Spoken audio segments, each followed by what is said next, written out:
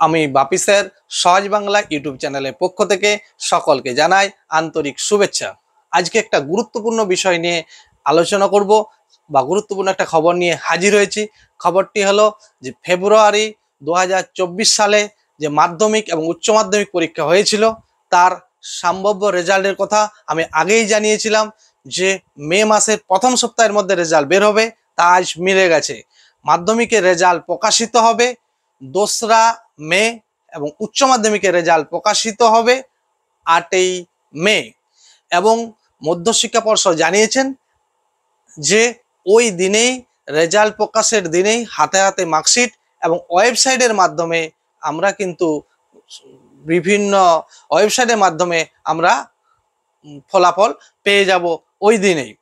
যাদের এই চ্যানেলটিকে ভালো লাগে তারা অবশ্যই চ্যানেলটিকে সাবস্ক্রাইব করে রাখবে। যারা বিষয়ভিত্তিক আলোচনা পেতে চাও তারাও কিন্তু চ্যানেলটিকে সাবস্ক্রাইব করে রাখবে।